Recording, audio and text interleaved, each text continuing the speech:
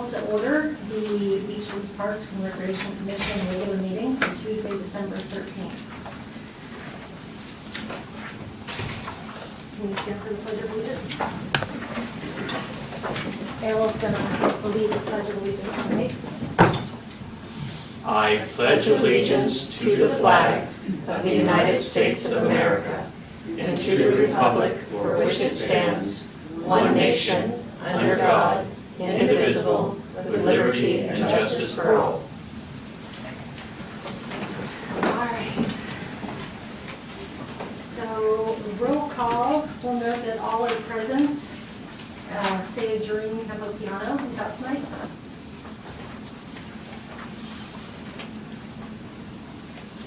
And we'll go straight into special presentations.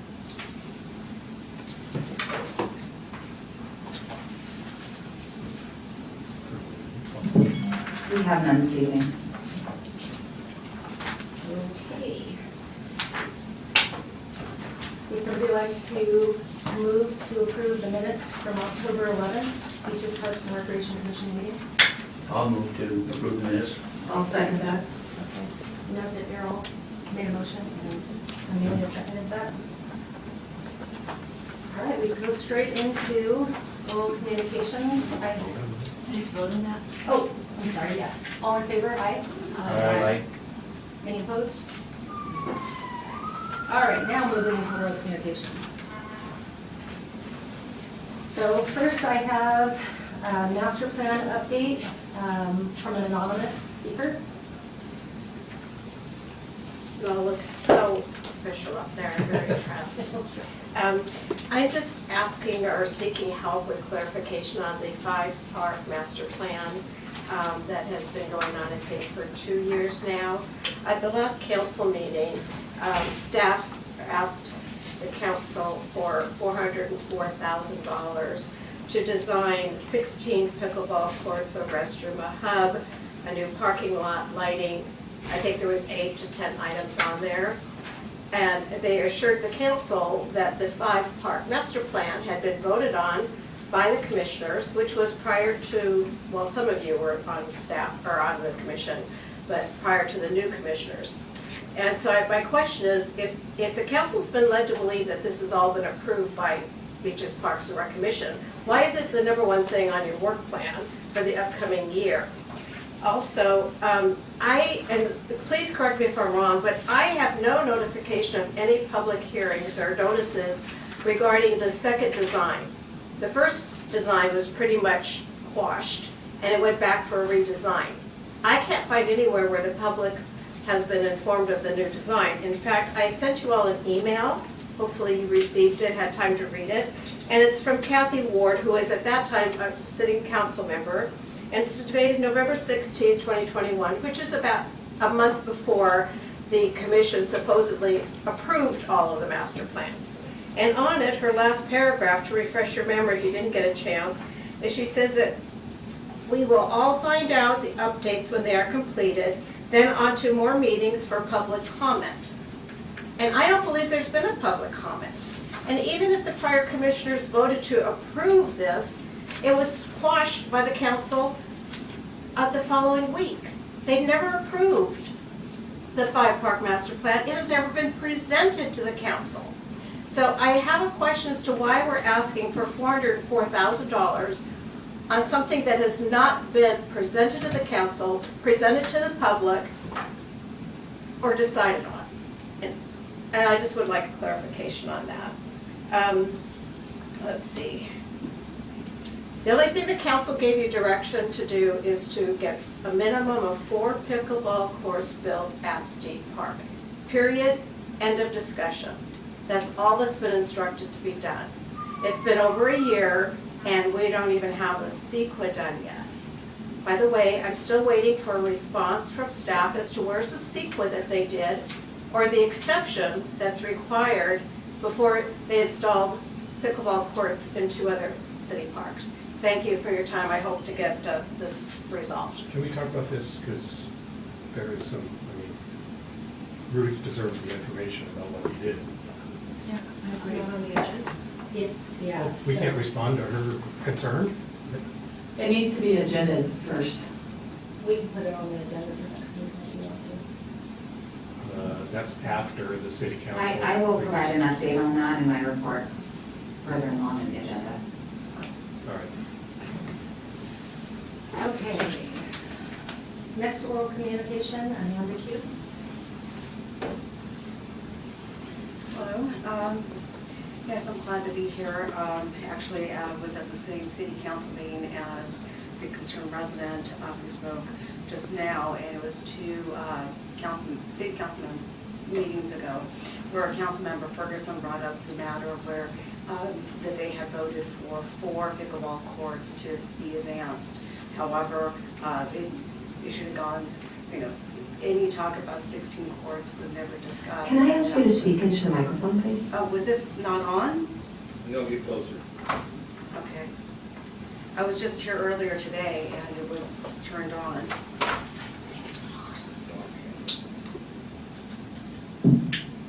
Okay, thank you.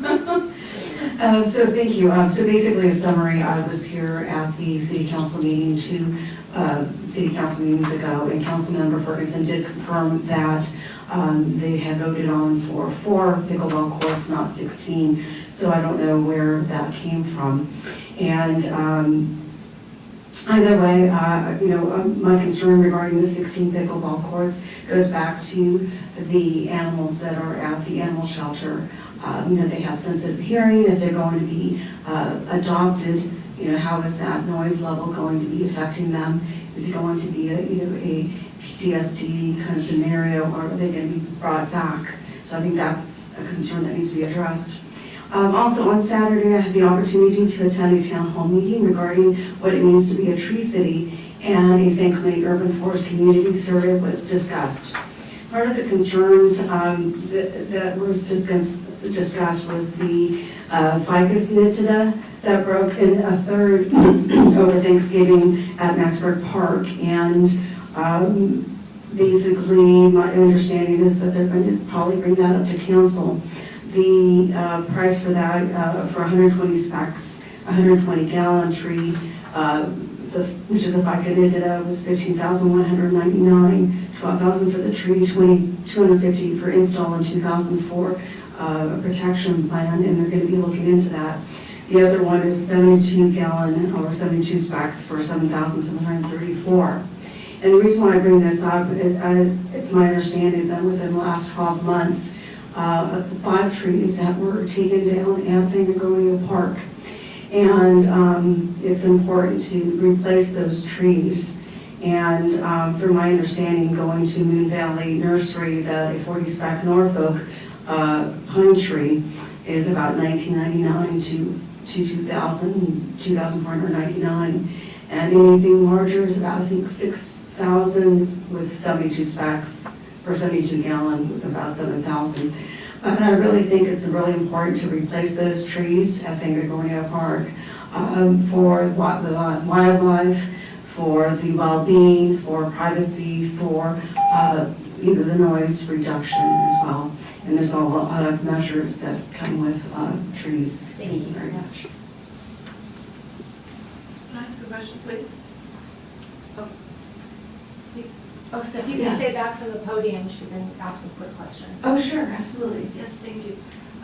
So what happened to the other 5 trees? Were they diseased? Were they taken out because of some kind of? I really don't know, and I think I need to look into, I think if they were diseased, they should have been replaced with another type of tree, or other trees were treated. I have no idea, but I think that I need to follow up with either Steve Fritsch, our arborist, or Randy Little.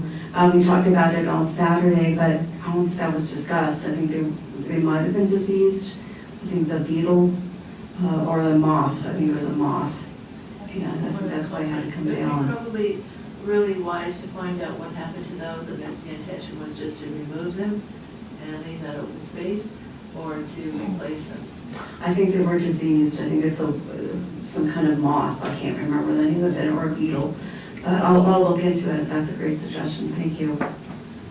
I just feel like they need to be replaced because of the birds and nesting and all that. I think that's really important. No, We it's have some migratory birds that need to have It's a beautiful park, I know you noticed, and thank you for calling that for Well, attention. concerns of this and let me know, and so I had to do my part. Thank you so much.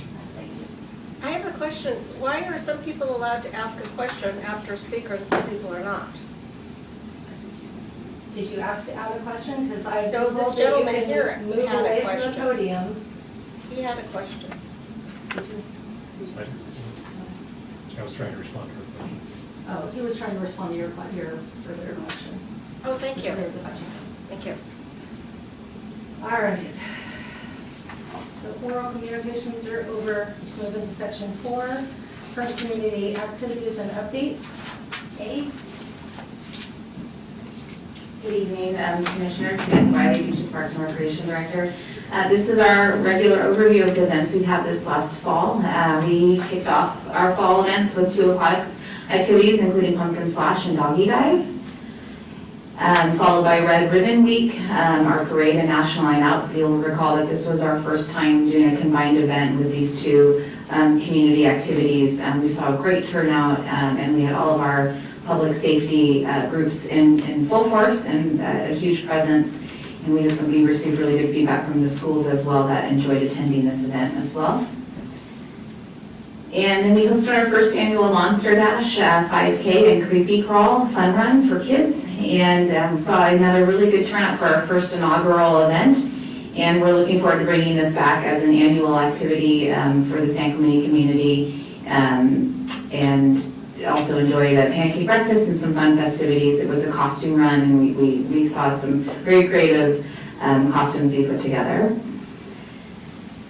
And then we just recently hosted the Santa's Village by the Sea down at the community center. We held our tree lighting with the mayor and council members, and this event also combines with the DBA's putting on the Glitz activity, and it brings about 10,000 people down to Del Mar, another really successful activity hosted to kind of close out our year.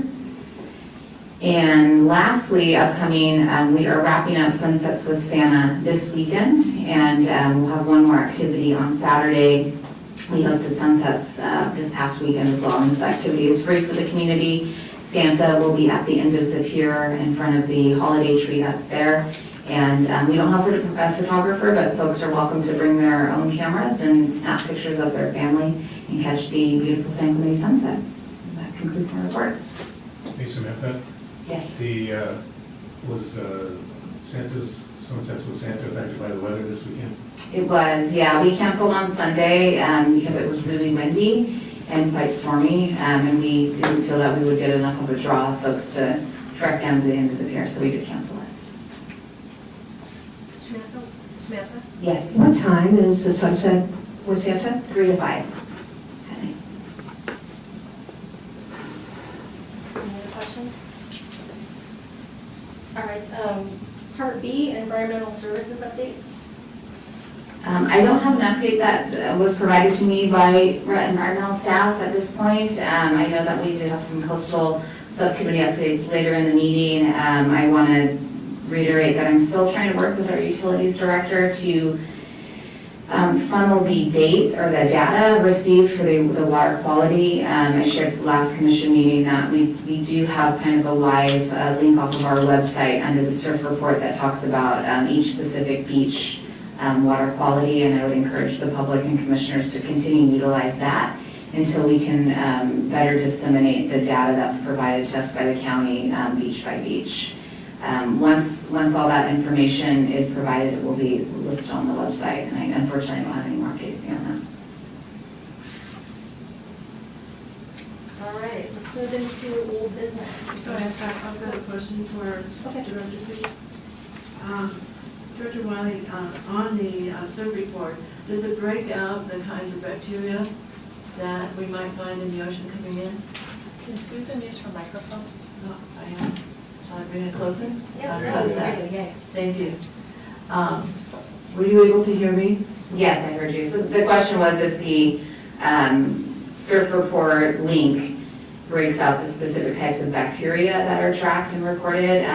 The answer is no. That is in the data that we receive on the staff level. It's a really long, giant Excel spreadsheet that I think would be foreign to kind of somebody who doesn't know what they're looking for.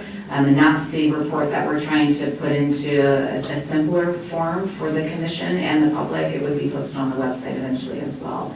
It formerly was provided to the Coastal Advisory Committee, and it sounds like the Utilities Department is trying to find that old template or get that information from the county so it's more easily presented.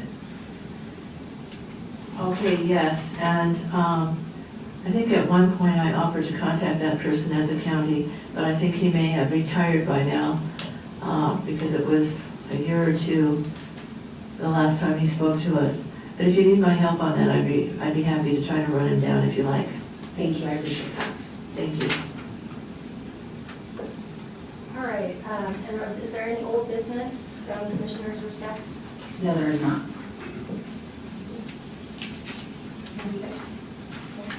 All right, we'll move into new business, section 6. The first one on the docket here is recreation and sports partnership applications. We have a number of speakers. So the first in is from Anonymous. Is there a staff report first? I can provide a quick overview if that's what the commission would like. Do you want to do your overview first? Totally your call, you tell me. I'd like to hear from everybody.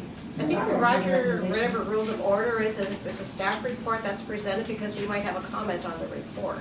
But I could be incorrect on that. It is the commission's preference. I don't have anything really additional to add. I do want to note that the staff recommendation is actually needs to be corrected. The recommendation for South Coast Youth Football is actually platinum. They meet residency requirements at 92% of residents.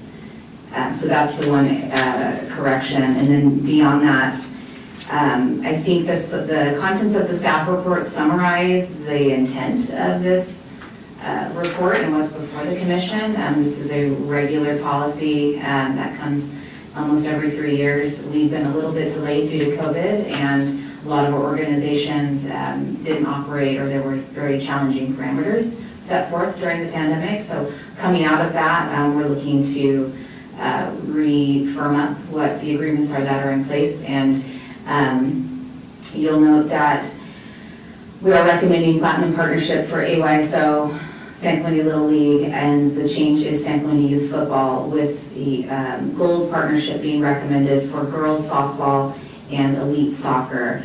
The big differentiating factor when staff review partnership requirements is there's 2 factors really. The number of players they have and the number of total residents based on that total number of players.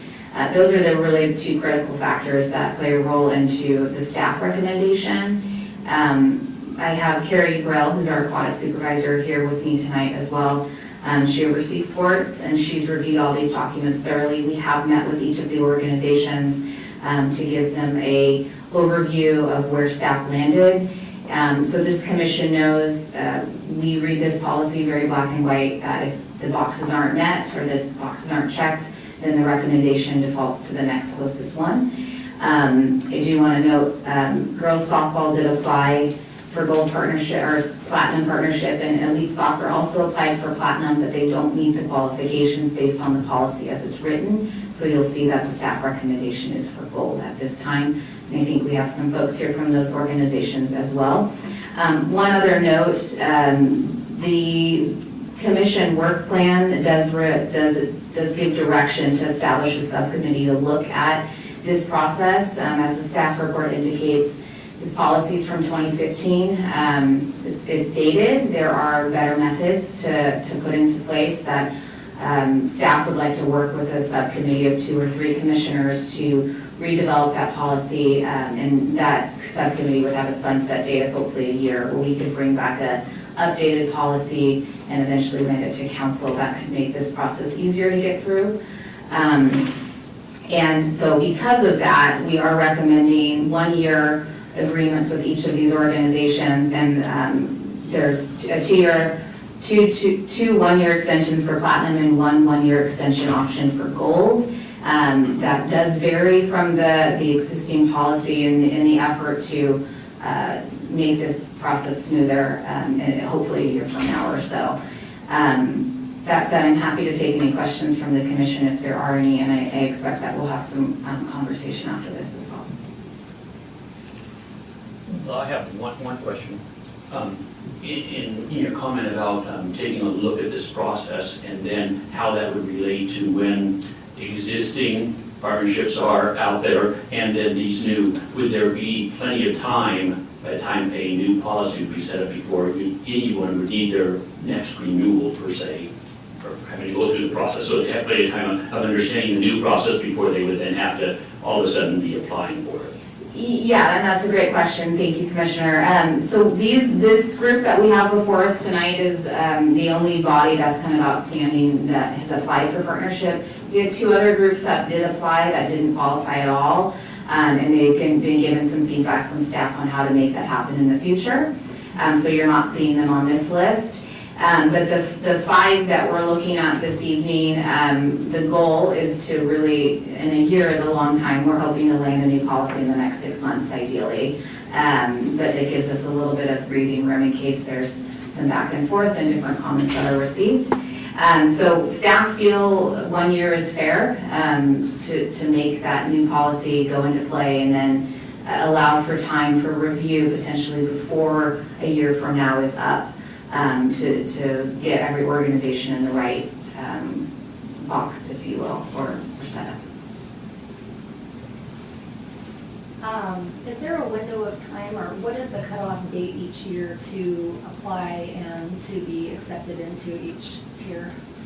It varies. This has gone through a couple of different iterations based on previous commission feedback. So when the policy was established in 2015, the intent was anybody can apply at any time. It's not on any particular cycle.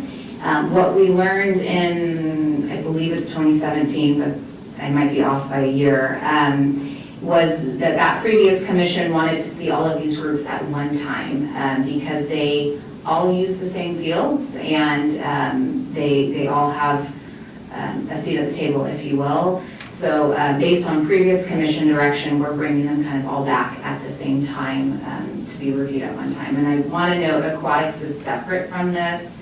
At our last meeting, we did review the San Clemente Aquatics team. And I will say that the goal is for aquatics to be included in the subcommittee review, but they'll be handled separately as well. They're just different in nature.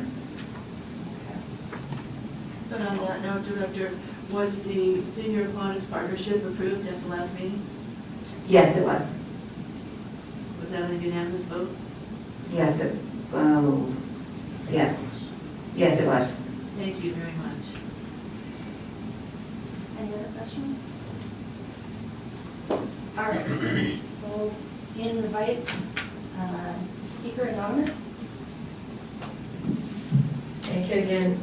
And when I saw this on the agenda, I was really excited because I thought this was following the direction that the interim city manager gave at the last council meeting. And if you'll roll my video, please, here's what he had to say. We acknowledge that we can do a better job of managing those contracts. We can do a better job of scheduling those events, and we are determined to do just that in coordination with any other extra work that Ryan and Zach do. But we can do a better job. The language in the contracts is clear, it's unambiguous, and we believe we have the authority and any exercise of good judgment we can improve the circumstances as they exist today. God bless you, Mr. Trump. So this is what exists on Via San Gorgonio with the current allotment that has been granted to certain sports organizations. At your last meeting, I actually gave you all copies of the agreement, and I highlighted the problem areas that were not being followed through by either staff or these sports organizations. And just to refresh your memory, it says that city parks with athletic fields have limited parking. And in an effort to reduce the impact of parking and congestion in the parks, it doesn't even address what they're doing to the residential streets, the city will limit the number of rentals and weekend during league play in summer months. And when scheduled in neighborhood park fields, the organizations must coordinate game schedules to reduce overlap of game times and allow for adequate time between games for players leaving the games to vacate parking spaces for those coming in. Via San Gorgonio was a residential street. There was no park there. It was not engineered for this type of traffic. There is no through sidewalk. These families, so parking is on both sides of the street, the entire length of the street, even into some other neighborhood streets. These families and all these parked cars had to exit their cars with their kids and often dogs, and they have to walk in the street. I'm only asking that we please comply with what has been established to prevent this from happening. Do not allow 6 simultaneous soccer games going at the same time. I believe there's 136 or maybe 138 parking spaces in the park.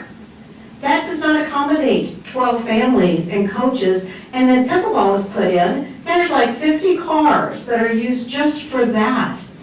So we need to coordinate. You have the tools. The interim city manager agrees that the guidelines are set up. They just, please, if you please follow them, everybody would have a safe, fun time at the park, including the residents who live in the vicinity. Thank you for your time.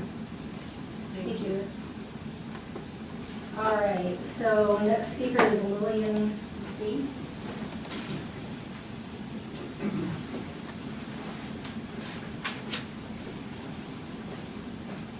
Hi. First of all, thank you for taking the time to listen to us today. My name is Lily Cifuentes, and I have been with San Clemente Girls Softball for 9 years. In those 9 years, I've been on the board, and I believe the entire time we've been, San Clemente Girls Softball has been at platinum status.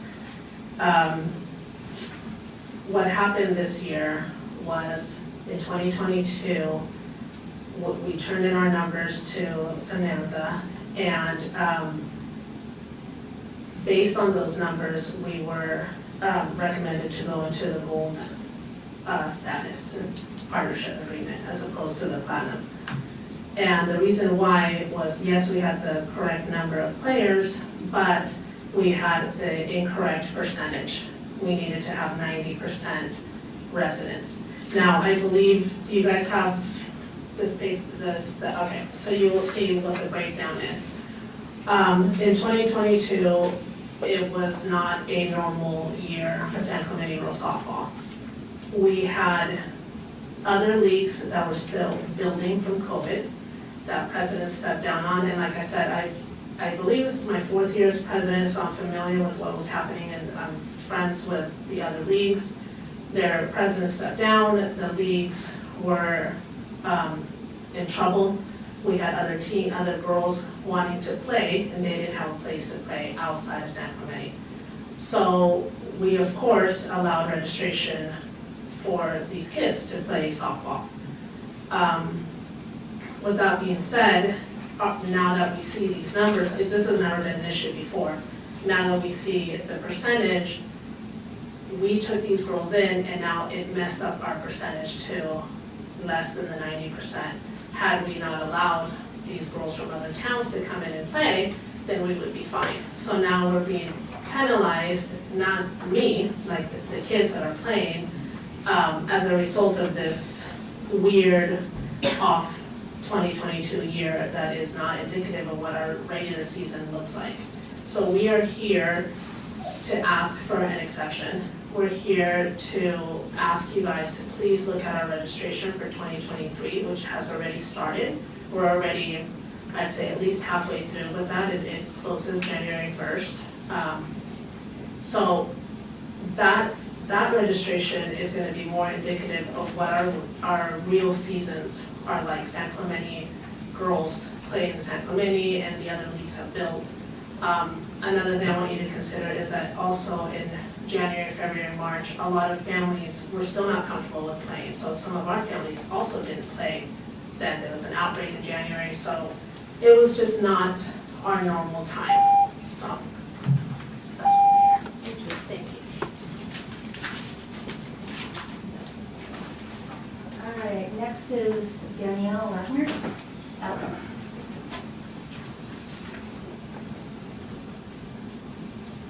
Hi, again, thank you for having us.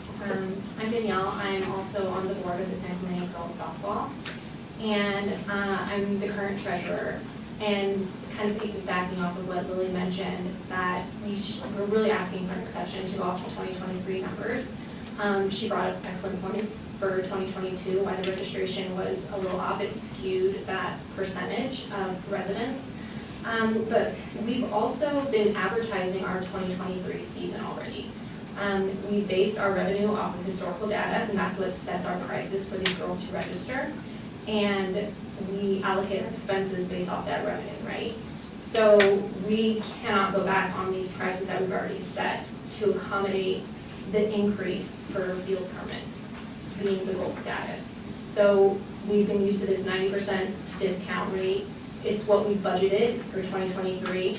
And having that increase by $72,000, we don't really have a way to make up that revenue right now. So we're just asking for an exception for 2023 numbers going forward, because we really just don't have a way to, like I said, make up that difference in revenue. How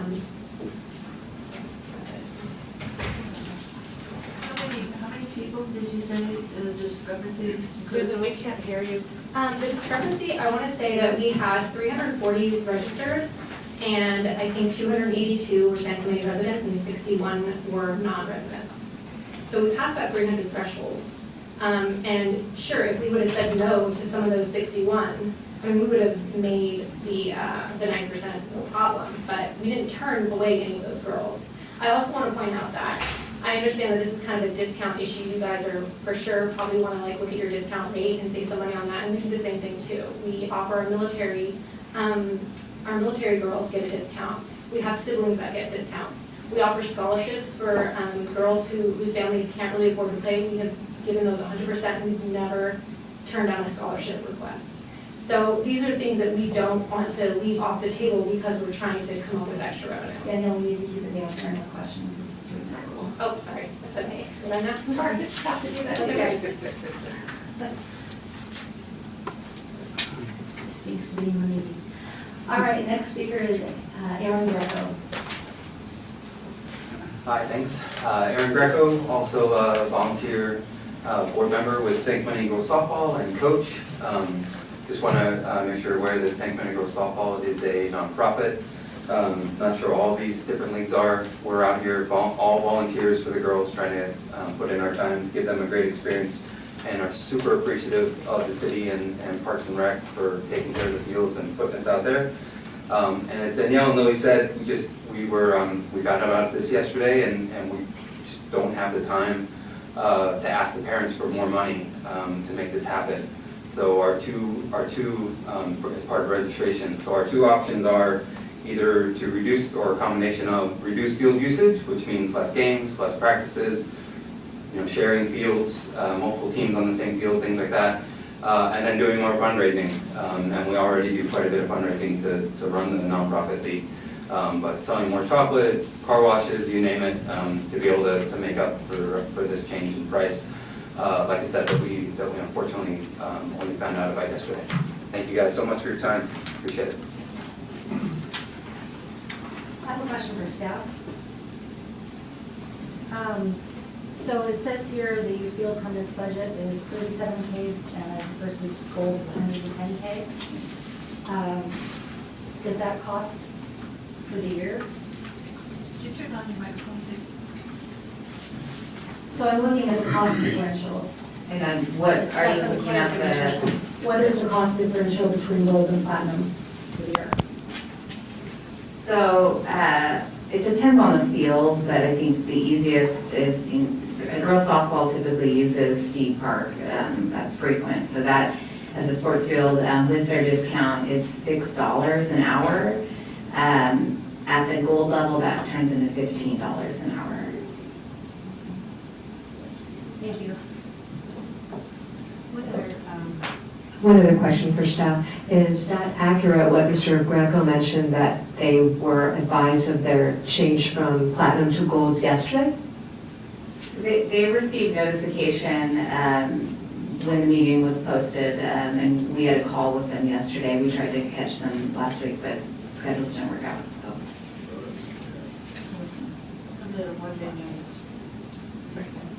I don't know if I was called up. First and foremost, thank you for, You're Elmer, right? I'm sorry. I'm probably, I should Gotcha. Want me to go next? You can go. Okay, I'll go. I'm sorry. They said a certain order, but. I'm sorry. Welcome. Go ahead. So, I want to thank you for taking the time to listen to us today. Terry, you brought up a really important part of this conversation. It is the cost differential in terms of gold and platinum. And today I want to ask you to reconsider that. If it was not for San Clemente girls softball, a lot of these girls would not have an outlet to really express themselves, to experience team sports. I'm a dad. I'm also a board member. I'm also a head coach for a couple of teams at San Clemente girls softball. I'm here today to tell you that the sport of softball, and San Clemente girls softball specifically, has made an indelible difference in my daughter's life. It's affordable. It teaches her life lessons. It teaches her how to bounce back from adversity, how to lose, how to win. When we talk about an increase in magnitude of field costs, it could be detrimental to this league. And it would be detrimental to 360 girls who love to play softball, who absolutely love to be on that field. It is really one of my favorite parts of the day. I work hard all day long, and I coach these girls, and when I step on that field, it is my happy place. And like Lily said, we don't say no to a lot of people. In fact, there was a league that was folding. They wouldn't have a place to play. We took those girls on. If we didn't, they wouldn't have that. And so I'm asking you here tonight to really reconsider our status. It means a lot to us, but more importantly, it makes a world of difference to these girls. So thank you for your time. Appreciate it. I have a question. Go ahead. I have a question. What is the season for the girls softball? What is the season? I'm sorry, what is the season for? Yes, what is the overall time period of your season of play? Sure, yeah, so spring season starts January 1st and it runs through the end of April. Then immediately after that, in May, the All-Star season starts, and that runs through summer through the end of July. And then fall starts in September, and that runs through November. So you basically have a year-round. Yes. I didn't know if there was a certain season. Yeah, it's all year round. It's all year round, yeah. Thank you. Yeah. All right, thank you. Thank you. All right, Elmer R. That was really exciting. Thank you for your time. I'm Elmer. I'm also the VP of San Clemente Girls Softball and also been a head coach for about 8 years. This program has definitely raised the level of play. Throughout the years, in 8U we won district champs. 10U we've been district champs, state, national finalists. 12U we were district and national finalists last year. Overall, as a person, as a coach, we won probably over 30 tournaments throughout the year for the past 4 years. One of the things I want to make sure is that you guys know is that we hold an annual Memorial Day tournament every single year that brings revenue to the city. We have over 90 teams that come and play at Snead and neighboring parks. That brings revenue to the city with food and restaurants and all that good stuff that comes with it. We are also a program that runs a feeder program into the high school. So you can see the magnitude of what Sunny was just saying, is that these little girls start somewhere. And it's been the platinum status we've been granted all these years. We are a nonprofit organization. We don't not make any money off of this. We give it back to the city and to the girls that play the sport. And not being a partner, we're getting dinged roughly $73K, right, of additional expenses because we open our arms up to all the girls in different cities. One of the things I want to point out, the neighboring cities you see in that spreadsheet that you have, Rancho Mission Viejo, Capistrano Beach, Dana Point, Ladera Ranch, and Oceanside do not have softball programs. They do not have any girls softball programs. So where are they going to look to? They're going to look to play softball here in San Clemente. And besides turning them away, what would you guys do? Would you accept them in your league? And we let all the girls play. If we were to crunch the numbers and the percentage of the numbers, if we would have rejected 20 of those non-residents, we would have qualified for platinum status. So please know that, but we just want to make sure all the girls can play. That's about it. So thank you for your time. We're just asking for an exception. Thank you. Sir, I have a question. Sure. So, it's related to the question I asked before. So the difference between the platinum and gold is the difference of 20 people Yes, correct. from other cities? Yes, so we had roughly 60 non-residents, right? And if you take that average, if we would have rejected 20 of those non-residents, we would have been equal status. At 90%. At 90%, correct. Platinum status. Platinum status, sorry, platinum status. So out of those 60 players, we would have rejected 20, like I said, platinum. But we want the girls to play. Thank you for clarifying that. Sure. Thank you. So it's time for a little discussion on this before we make our recommendations for city council. If you want to. I'd like to start, if you don't mind. Go ahead. Just because this question is on top of my head here.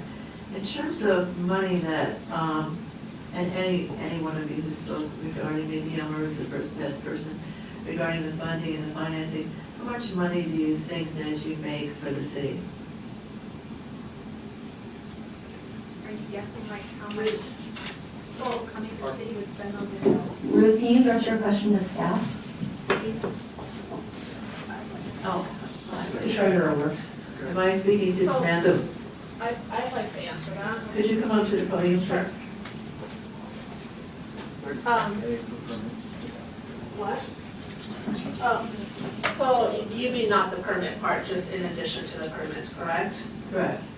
Well, if you think about the tournaments that we hold, we bring, for example, Memorial Tournament is the largest tournament in USA softball because it's 4 days as opposed to the original 2 or 3.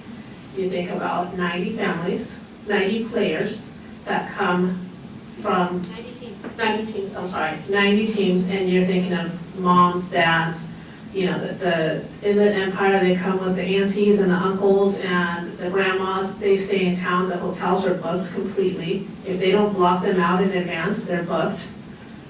Then you have the restaurants, I mean, they're in our town, and that's just Memorial. Along with that, yeah, it's a great, we always sell out, we always have a wait list, and the majority of the teams that come are not in Orange County, so they do stay here in the hotels. On top of that, throughout the season, throughout the entire year, we have other tournaments that people come to, and they eat at the restaurants. So the amount of money is, I can't even quantify that because we bring a lot of people in. I understand that and I appreciate that, but I am looking for some kind of quantification. Can I ask Samantha a question? Samantha, earlier this year, we had something similar with the aquatics program. They were a couple of percents short of also meeting the requirement. Correct me if I'm wrong, did we give them perhaps 1-year probation to fix that couple of percents? That's correct. They were like 0.8% off. They were They were 0.8. like 89.3% non-residents. And we did make the exception at that point. I do want to let the commission know that we have another group, Elite, has a very similar scenario that's playing out where they have over 1,000 players, but they don't meet the residency requirements. So do keep that in mind as we're reviewing this. When we look at exceptions, I think you have to look at the whole picture as well. So where my thought process is going, they've got roughly 2 seasons, I realize you're year-round. Are we in a position that we could do for this season, similar to what we do for the aquatics program, just for this season, so they would have the opportunity next season, knowing that they're facing this challenge of not meeting the %? Yeah, you can. The commission has the purview to do that. For some background, girls softball has historically been a platinum partner. They did about 10 years ago hit some financial hardships with some challenges within her organization. At that time, they did not, very similar scenario, they didn't meet the qualifications, but different because they had, unfortunately, a bad egg in their group. And it took the labor of love of parents, like we have here tonight, to pick up that organization and piece it back together. And at that time, the council said, what you do is good, we need it, and we want to support it. And they provided again, kind of a 1 year, you can get platinum for 1 year, you got to get your numbers up, you have to make payments on time.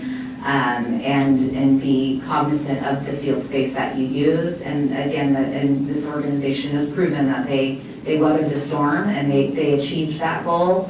That at that time, they were a little bit creative with minimizing their evening play because it is $15 an hour for lights. So the girls softball at that time said, well, let's try to push things during the day so we can save money there. So at the staff level, we know that this organization, there's a will, there's a way, and they make it happen. So from a staff perspective and their accountability, they're in good standing with us. And this commission could make an exception should they choose to. So we could show empathy for this season so that we can allow all the players, even though they're not San Clemente players, give them a chance for this season and work on next season. Absolutely, yeah. We would execute that into the agreement, similar to what we did with the San Clemente Aquatics team. Well, I would support that motion. I appreciate you asking those questions. I'm also a youth soccer coach, so I'm quite empathetic to the youth. Well, I'm a former mother of a player as well, and I think all of us, whether we are or not, we have that soft spot in our hearts because it is growth producing for children to get out and get involved in sports, whatever kind that is, and teamwork and self-discipline and the joy of playing and making friends and socializing, etc. Those are important skills our kids need to have just to even make it through school. And you learn how to make decisions when you're playing games, and everybody out here who's playing any kind of game, whether it's cards or anything else, know that strategy and strategic thinking and decision making will get you far, whether you're playing baseball or you're trying to pass your algebra test. Jennifer, did you have a question, or can we make a motion on this? I'd like you to make a motion. I have another question. We've got a little more discussion going. Okay, thank you. My question was just, because of the direction we're going or talking about this, looking at the other one, the Elite Soccer League, its number is actually, it looks like from this, very close to the 90. Is there similar situation there? I'm concerned about if we maybe make an exception, should we be making it for both or not? How long have they been around? So, yes, the commission has the opportunity to do that. I think from the staff perspective, we would need to review Elite Soccer's rosters a little bit more closely. We've already gone through an iteration with that organization and landed where we're at, but I wouldn't be prepared to make that change at this time, because I have to go through their rosters again. And my recommendation would be go one entity at a time, we've heard what softball does, then we listen to what elite needs to do. Knowing the percentage might be similar, but their cases could be different, their standing within the city could be different. I have a question for staff. Samantha, I'm also a mom of athletes, but I think it's important that we are cautious about our city's budget. And while I'm all for saying anybody from outside cities can be part of our local sports teams, especially if they're not offered in these other nearby cities, it's important to be cognizant that the cost falls on the city. So I just want to make sure that we keep that in mind. I do think that if they just found out about the increase yesterday or very recently, that's a concern to me. So my question, Samantha, is when were the numbers due to the city so we could see whether they had met that residency requirement of 90%? I think it was early November. Early November. This is, I get what you're saying, and I would have liked to provide more notice, but this is a very labor-intensive process. This takes this staff member sitting next to me, dedicated to every roster, every person on that roster. We check their residency, and then we have to go through and pull out duplicates, and then you have to cross-reference other rosters because all of a sudden you see that there's duplicates on multiple pages. So it's a very staff-intensive process, and we did not get through all 5 of these applications until last week because it takes that much time, unfortunately. And are these organizations aware of the 90% requirement? So might they have known back in November that the requirements were not met? That would have been on the organization to count that. Yes, the policy is public information. They've all gone through this process before with the requirements. That hasn't changed. So if an organization's accepted registrations based on the expectation, the thought that they were going to get what they've always gotten, that's not always a guarantee, and it's up to the organization to manage their numbers accordingly. But I understand that sometimes duplicates fall into place, and you pick up extra non-residents. And you hit briefly on the budget impact. The goal of the policy is to subsidize the use of fields for residents, and that's why it is such a high threshold that you're seeing 90% off of fields, because we want to see at least 90% of your players be residents. Because otherwise, you're bringing a lot of non-residents into town and they're getting the benefit of that subsidy. That was part of the thought process in the establishment of the policy when we look at that budget. So does that answer your question? Yes, thank you. I have a question for staff. Sam, is it possible if we are Your microphone.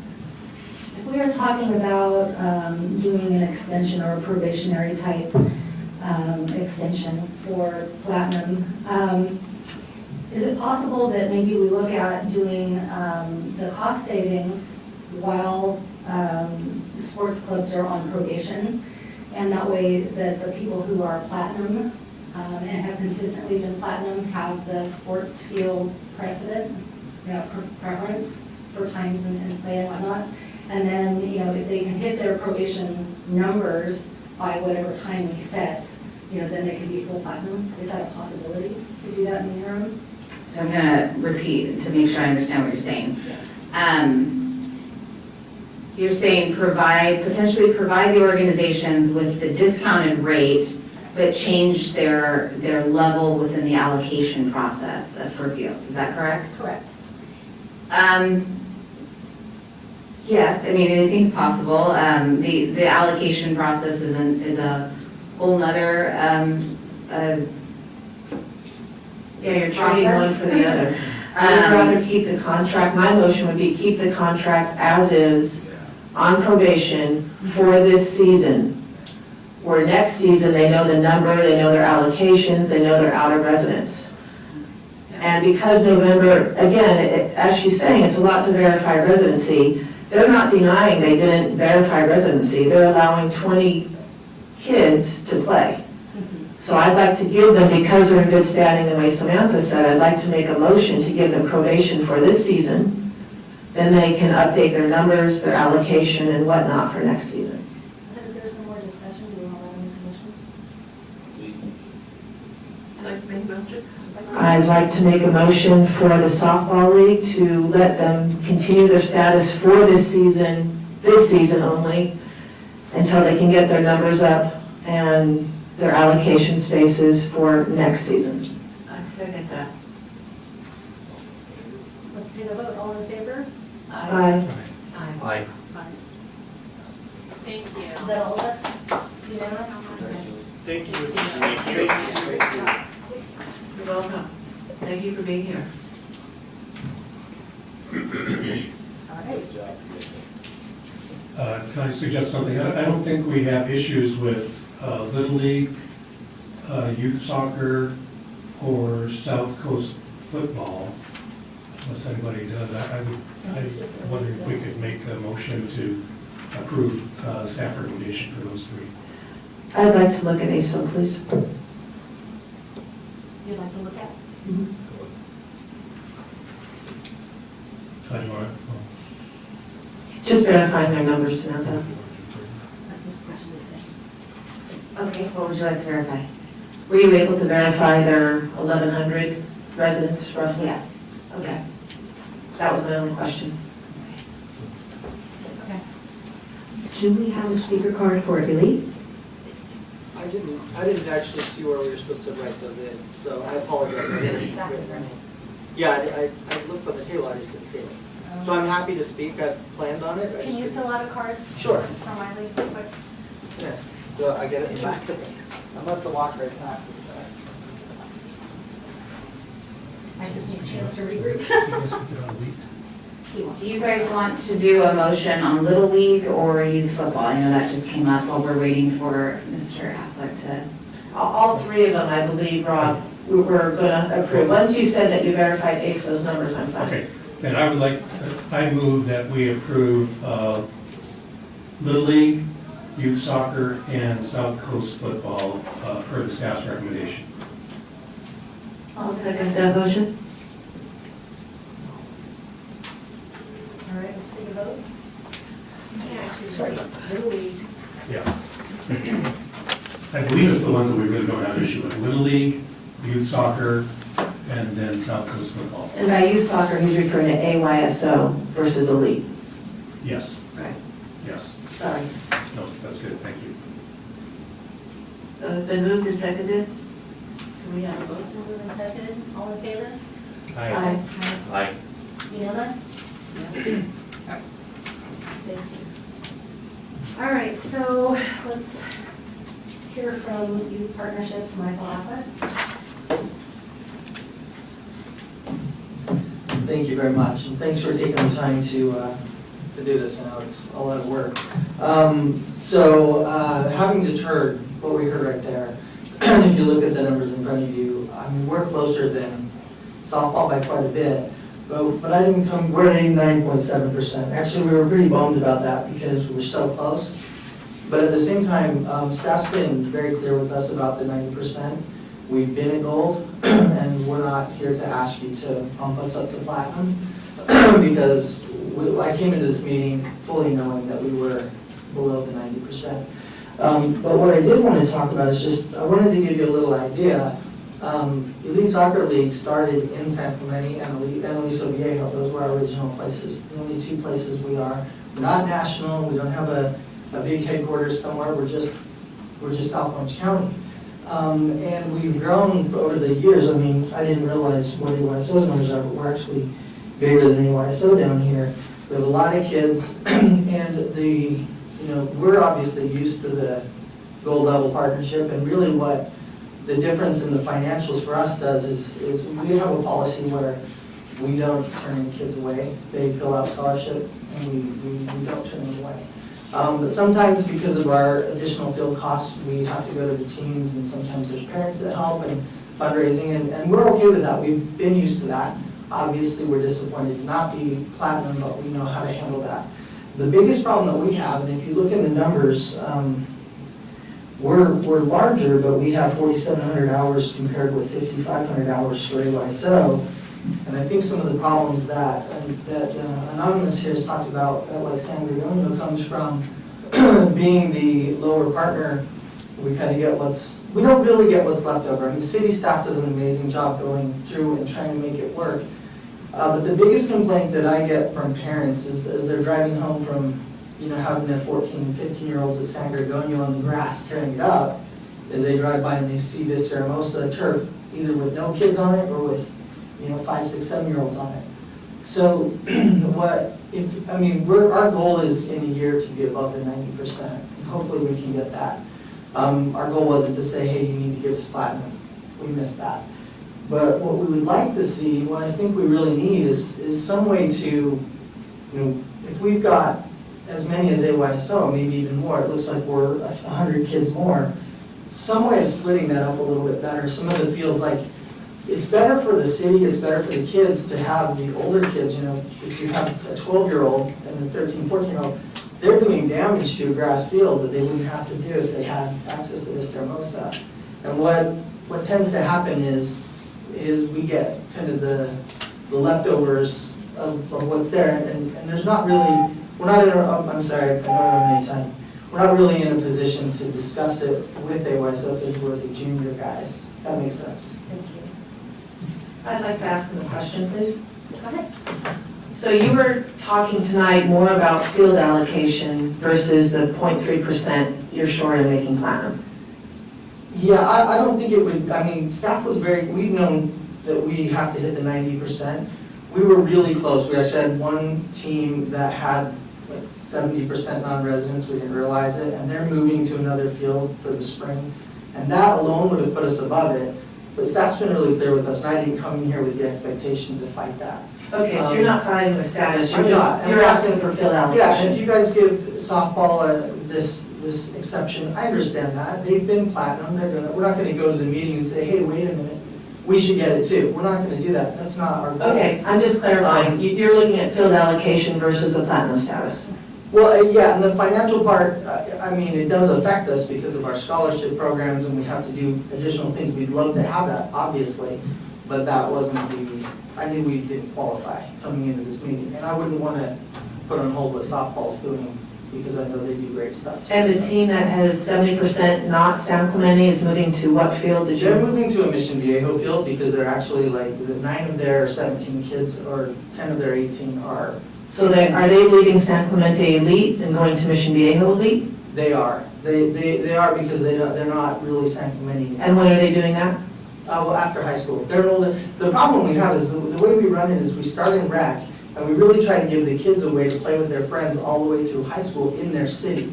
Correct. I know high school season's right now. I think it's roughly February. Our biggest problem with residency comes when they get into high school and some of the top teams start attracting talent from other places. And we just need to watch that more carefully and say, hey, this San Clemente team isn't one anymore. And move them to a more central field. It's better for the team.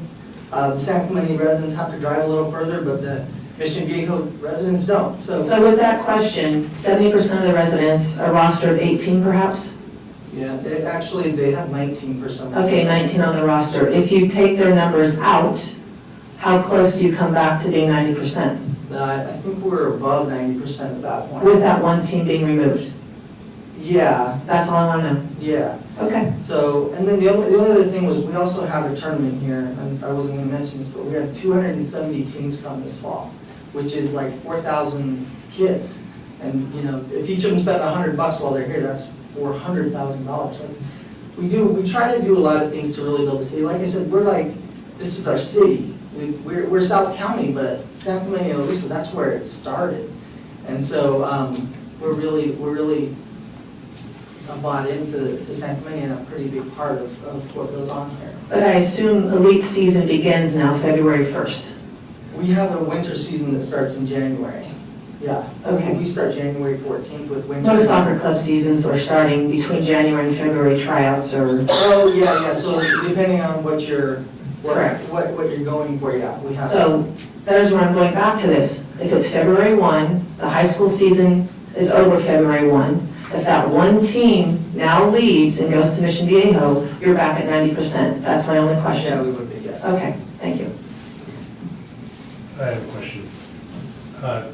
Samantha or Carrie, there's a note in the write-up, which I think was what we were just talking about. The roster submitted was missing a club CFA. I would just like a little more explanation of that. And my concern here is that halfway through that write-up, it says something about assuming 50% of these team members are non-residents. So if we're building in an assumption, they're already at 89.7%, I mean, how sure are we of that?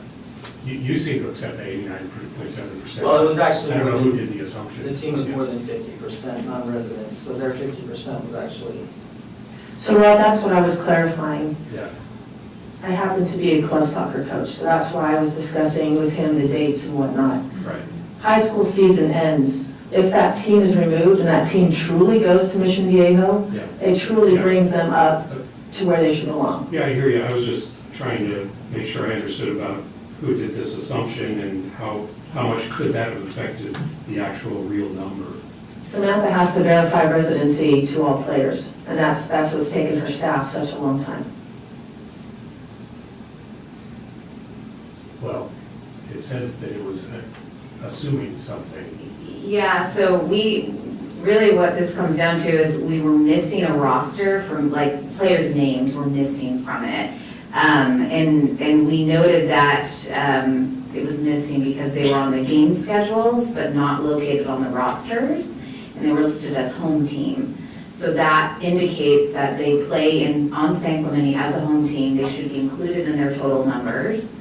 Just as Elite also had included individuals who don't play in San Clemente at all, but they're San Clemente residents. So those ones were removed from the rosters because that doesn't qualify. They can't use players that are San Clemente residents who play elsewhere. That can't count towards their partnership. So, and I didn't know that this was going to come up, but I will say staff believe that there's a couple of other home teams that were not included in rosters. So if there's going to be a want to do something similar, I would like to allow staff to go back and really work with Elite, who's good to work with, work through those kinks, just to really firm up our details. Do we need to make a motion? If you guys don't mind, I would like to make a motion to go back through Elite's rosters, since their season starts somewhere between January and February 1. If you are removing that one high school team, that will help your percent. But if we have other rosters that are missing names and we can't verify that, that will also change your percent. So my motion is we go through Elite's rosters again and see if they do qualify for platinum based on roughly a February 1 start. May I question that motion? Do you mean, so would you be asking to bring back the results of the careful look-see to our next meeting in February? Well, in my explanation, let's say there's 12 teams. Samantha was trying to verify residencies and noticed perhaps there was a 13th team. I think we need to get all of Elite's rosters and verify residency, perhaps moving the one high school team as he suggested and seeing if their teams all qualify for the platinum. So it's basically a redo, but it needs to be done before our February meeting. A redo just of A recount. Just of this club? Of his club. Okay. Yes. I'll second that.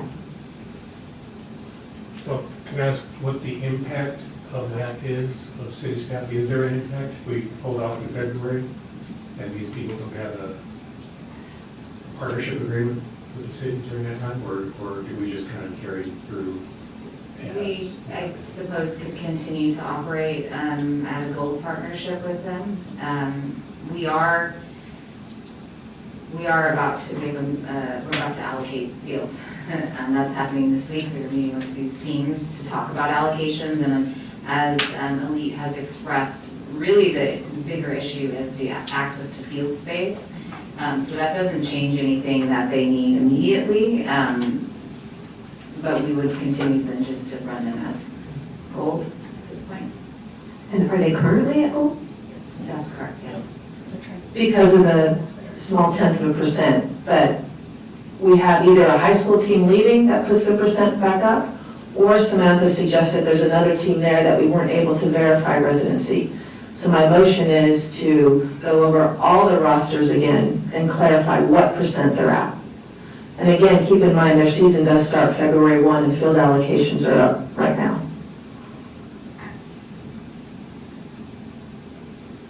There was a motion, there was a second. Take a vote. All in favor? Aye. Aye. Aye. All opposed? Aye. I'm a yes. You're a yes, okay. So we have 6 yeses and 1 no from Jen. No, Jen was second the motion. No, I seconded it. Oh, I thought you said no. No, she was I second. seconded. I'm sorry, so we're unanimous? Yes. Okay, I thought I heard a no, sorry. All right, so unanimously we're yes.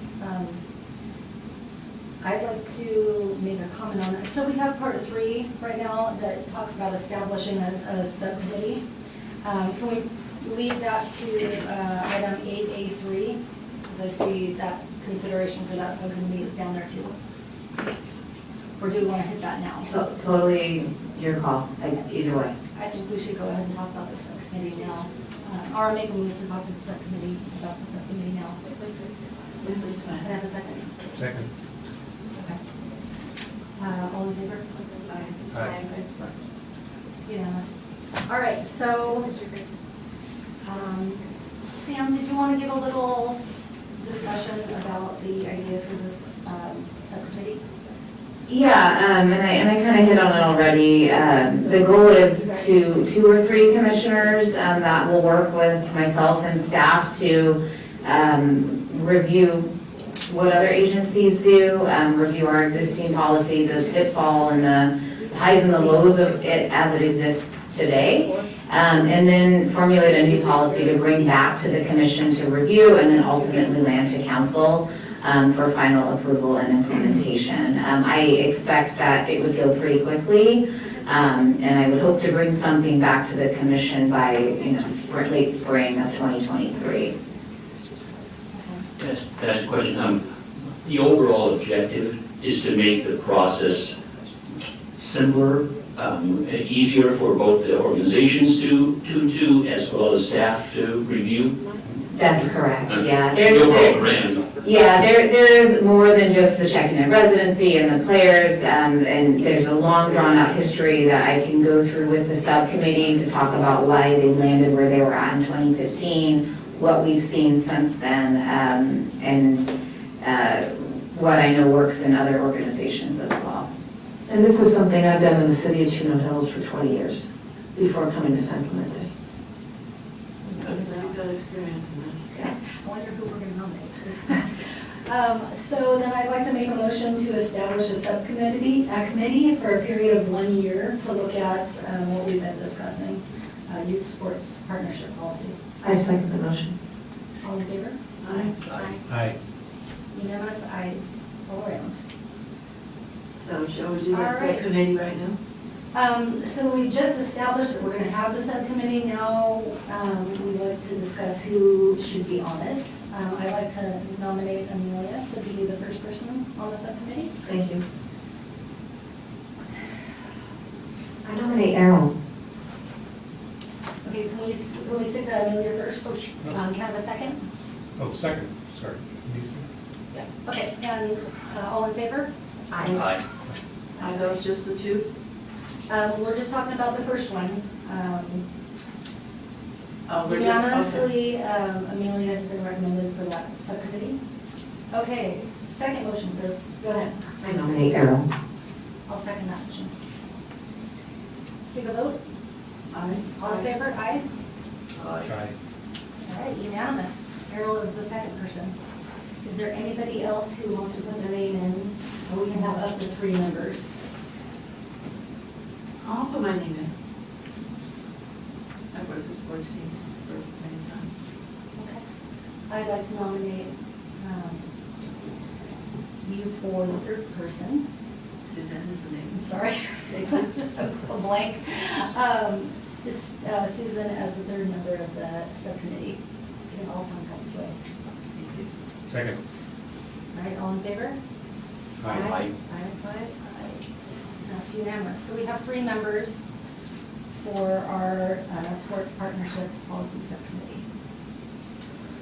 All right, I think we can move on to section 7 now. Jerry, may I ask a question on this issue before we move on? Samantha, do we need to do anything for Elite to further a discussion about the field allocation, or is that something you'll handle with him directly? So based on the action that this commission just took, you're not making any changes to their existing status. So what they get is normally going to be the normal process for them. And unless that's different direction, but at this point, they will be considered a gold partner and be allocated as such. Can I ask a question just related to that? Depending upon their status, the allocation, the assignment of allocations change slightly? It can. The allocation process it can be, we've never had 2 platinum soccer partners. I will be very forward on that.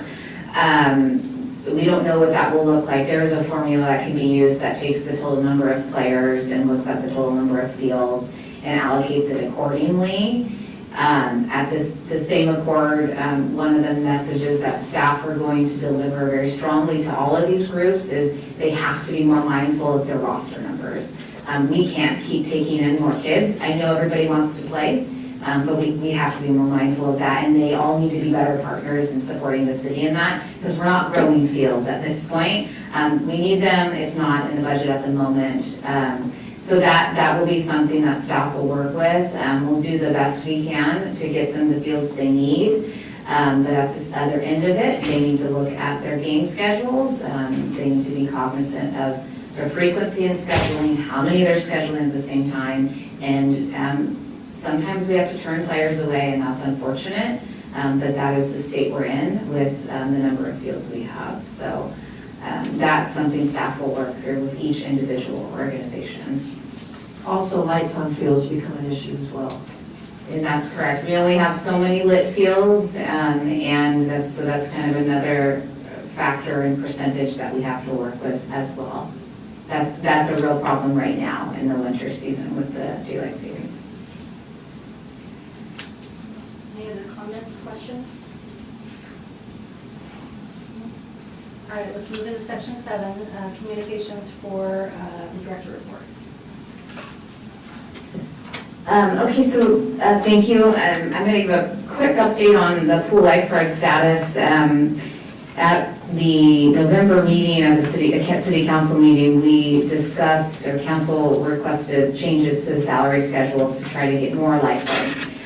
Staff have executed a new salary schedule exclusive for pool lifeguard staff. At that same council meeting, council authorized the addition of 1 more full-time staff member for aquatics. So we are wheels in motion with that process. We've made a job offer, and we are going through onboarding with a individual for that full-time position to work at 5 a.m., the opening shift. That individual will be a full-time specialist. Right now, will primarily be dedicated to sitting on stand. In a future world, that individual will be have a bigger role in training and lifeguard operations, if you will, from an admin standpoint. Our lifeguards, we're holding a hiring fair this Friday for anybody interested in being a lifeguard. It's 10 a.m. to 12 p.m. at the Aquatic Center on Friday. It's that time frame because that's really, we need people who are available during that time frame. So we found that high school students have saved us for the summer, but they're not helping us right now. And so the pay rate at this point is a little over $17 an hour to start at. And there are 3 classes, there's a 3-series position, if you will, within aquatics.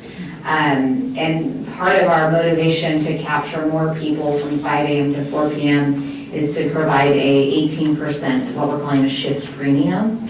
And we expect that will capture more folks. It's very competitive to surrounding agencies. And the colleagues I've spoken to in other cities, San Clemente is above and beyond what anybody's doing. Most people are just now starting to try to figure out how to fill in their gaps. So coinciding with that, we are working with Human Resources to finalize a class and compensation study for our hourly staff. That includes pool lifeguards, recreation staff, ocean lifeguards, golf course marshals, and other hourly positions in other departments. That's expected to land to council in February or March is my guess, with final recommendations to adjust the hourly schedule again. And with that, I'm happy to answer any questions that there might be on that particular item, and I do have a couple other updates after that. I have a question, Director Wiley. Can you tell us how many state lifeguards or county lifeguards applied for lifeguard positions since it was open to them? And you're talking about to the pool lifeguard opportunity, is that correct? Yes, that's correct. We have one individual from the state, none from the county, and 2 internal from our own Marine Safety Division. Okay. Thank you. And I had a question on your upcoming fair on Friday. I mean, I know you've done a good job with this, but I mean, if you guys, as far as trying to get the word out there so you get as many candidates as possible, what different directions have you gone, with marketing per se about the air, or making people aware of this event? Yeah, we've, similar to what we always do, there, aquatics is a specialty niche group. It takes a certain type of person to be interested in lifeguarding, but also be qualified. There is a swim test that needs to be passed that we found some folks, they just can't pass, even if they're avid swimmers. So we've done a social media campaign, we've released a press release, and we've also tried to connect with some of our local junior colleges in the area in their aquatics division, or their swim teams, basically. And we're gonna, staff are trying to strike some relationships with, whether it's, kinesiology or any field that might have a athletic affinity, if you will, to capture more recreation staff in general as well. Yeah, with the local colleges and those groups and those aquatic teams would be the best ones, so they, the highest possibility of success. Is it possible for people who are on San Clemente Life, any of us, to make mention of it?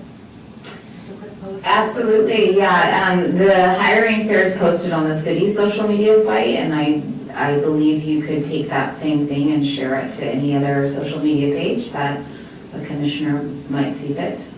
Okay, I will share that to San Clemente Life both. Are you guys members of any other San Clemente local groups other than San Clemente Life 1 and 2? That should do it. Okay, I'll do that. Okay, if there's no other questions on the aquatics, I'll provide another staffing update. As it's somewhat been noted, the recreation division is, we're down quite a few staff, including our sports staff. So who you saw tonight was Carrie Brill, and she is normally a team of 3, and she's a party of 1 at the moment. So we are working to recruit a full-time coordinator and a full-time specialist to fill those 2 vacancies. In the meantime, Carrie and I are working to our very best to make sure that our fields are reserved, and we follow up with all of our partner groups. And we also have a couple vacancies in our customer service area, and hoping to get those filled after the new year. And I am anticipating 2 additional individuals leaving after the new year as well. So, for the most part, recreation as a division went really unscathed through the pandemic. We had a really solid team of individuals, but the staff was pushed to the limit and constantly pivoting, and they did a terrific job of that. But all of those that have left have found really good opportunities elsewhere, and we're looking to bring on a new team and have a fresh face. So if any opportunities come available, I'll certainly share that with the commission. If you guys have anybody interested in applying, I will share that job posting to the group as well. Are there any questions on staffing? Can you send that job posting via the commission? Yeah, I can. As soon as it gets up, I absolutely will do that. You bet. Thank you. Any questions? Okay. And my last update is specific to the master plan update. As we had a speaker mention this evening, the council has called back the contract for the design of the pickleball courts at Steed Park. This commission, most of this commission, no, just three of you, reviewed the master plan design. The second designs were reviewed in December of 2021 at the commission.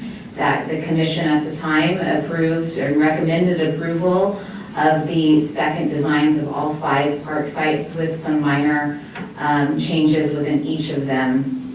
The intention was to bring all 5 of those designs to council for final approval, but we have to complete the CEQA process on those 5 park designs. So the final approval has been put on hold until we can complete CEQA.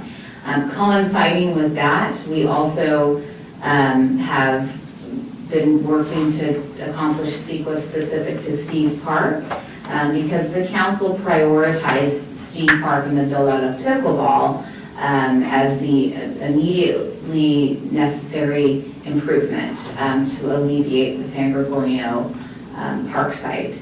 So a CEQA analysis takes time and it takes budget. So we have the budget for Steed, we're in that process.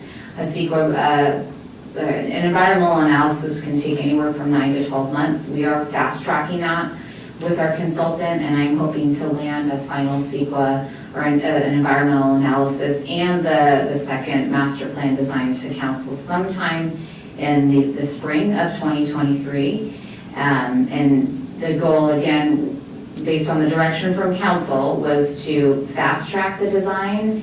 And so we were coinciding both the actual RFP for design and construction costs with the environmental analysis to try to expeditiously move through the process. Public Works Director Kyle Koger and myself will be bringing the item back for review to council at its next upcoming meeting. Okay, we have a speaker request. I don't see anywhere on the agenda that the staff was going to present an update on the 5-park master plan. Could you point out where that is on the agenda for tonight? Because I would have loved to have been prepared for this. It falls under 7A. They don't have to have all the specifics, but under the director report. Under 7A, okay. Yeah. So then my question is that, sorry, I'm not prepared because I didn't realize it was pickleball. The fast track design was not for the Steed Park second design. The instruction was to fast track for a minimum of 4 pickleball courts. It wasn't the design that 2 of the commissions voted on in December. And I still don't understand, where is the public being updated on the second draft? Did I miss that? So can I, yeah, go ahead. Specifically, it was December 14th. I was looking at this myself because of the concern that came up at the council the past few weeks. December 14th, Terry was there, Aaron Washington was there, he was on the commission at the time, and the room at the community center was pretty much full, so it was fully noticed, and at the end of that meeting, we voted on each one of the parks and gave our approval. So the public hearings, you know how you had the public hearings at all the parks? December 14th. No, I was at that meeting. December 14th at the community center 2021. was fully noticed. If you go to the minutes are still available, the YouTube, very bad audio of YouTube is still available. So the several meetings that the councilwoman advised was going to be sent to the public was the One Beaches Parks and Rec Commission meeting on December 14th. That's the multiple public hearings that that the council advised was going to be happening? Is that, just so I understand? At that point, that was an item on the commission's agenda It was obviously time for public input, and we did get a lot of public input that night, and voted on it. And it was the very next week that the council came back with a direction to the city to make sure that something related to pickleball at Steed was put into the CIP for the 22-23 year, and that's. Right, but it's never gone to council, correct? I'm sorry? But the five-part master plan has not been presented to council. May I answer that question? Go ahead. So I was present at the following city council meeting, just in case there was any questions regarding the five-part master plan. It was on the agenda. It was on the agenda. I was present for questions, but I was not called to the podium to answer any questions. They just looked at it and approved it. You're saying the council on December 21st, 2020 approved the five-part master plan? Yes. No. Well, Sorry, if I may provide clarification, I want to reiterate, the 5 master plans updates have not been approved by council because we have not completed environmental analysis of any of them. Council, at its December meeting, and I don't know the specific date, at the 21st in 2021, they requested to review they wanted a pickleball update, really. And so in doing so, staff provided the proposed designs at that meeting. They didn't specifically give any direction on the designs that were there, other than they wanted to see 4 pickleball courts to be built quickly at Steed Park. And that should have been prioritized. And that's the extent of which council has reviewed the master plan. And they're going to relook at this next week. No. So what they will look at is the contract, because they called back the contract award. They won't look at the design because that's not what's in front of them. What's in front of them is the contract. And while council and as staff shared at the council meeting that the contract was reviewed, we understand that it's a large price tag for construction. It's upwards of $8 million, that's estimated. 4 pickleball courts isn't going to cost that much, but at the end of the day, if we're going to design a park, you don't want to just design a park with one element. You need to look at the entire system. And if the intention is in the future to have up to 16 pickleball courts, then we need to be mindful of that as we're designing the first 4. And we've done this at other park sites where we phase the development of that park site, whether that's 1, 2, or 3 phases to accommodate the funding needs. And that will be all discussed at the council meeting. So can I ask, we didn't have the benefit of an $8 million cost estimate when we made our decision, so where did that come from? I really don't want to get too much in the details of this because this is not really an item to discuss tonight. If you commissioners have questions offline, I'm happy to answer those. But beyond that, these questions will certainly come up in the council meeting. I thought you just brought this up I thought that's why we were here. So I provided an update on the master plan, and I don't have any further updates on the master plan at this time. Okay, so just so I understand, council, I do believe that council has not been presented with the 5-part master plan, and I believe that's why the 7 of you put it as one of your number 1 things for your work plan, is to resolve the 5-part master plan. So what's the route to resolve if, as you say, Terry, it was presented to council? Terry, do you want to call to order? Yes, I would. We need to get back to the agenda items, so we need to stop this discussion. My time wasn't up, I'm talking about the item she brought up. I don't have another. I handed it to you. I just handed you Oh, the yeah, card, but you that's had why your you 3 called me minutes up here. already. So I'm sorry, what? You had your minutes already, and then somebody else asked a question, so. No, it never went to red, it was stalled when questions were asked, but that's okay. The point is, it's on your plan, it hasn't been approved by council, and I just would like that. Motion to call to order. Thank you. I second the motion. I have a question, please. There's a motion to call to order. There's a motion and a second. Call to order. Can we take a vote? Aye. Aye. All in favor, aye. Aye. Aye. Okay, you're unanimous. We need to get back to the agenda items. Okay, I have a question for our director under 7A. Since since the issue of the parks was brought up. Director Wiley, can you tell us then, should we agendize bringing the master plan for the parks back to this commission before it goes to city council? So we can be fully informed about all this? All of this meaning, the financing involved and the priorities and the way the park was originally or lastly designed for 4 pickleballs, or at least 4 pickleballs courts, and now I do believe it was the now mayor, who recommended go up to 16 in one of his comments that he made at the last city council meeting. Susan, I believe we advise city council, so it's not for us to make any recommendations I right was now. actually directing this to our director.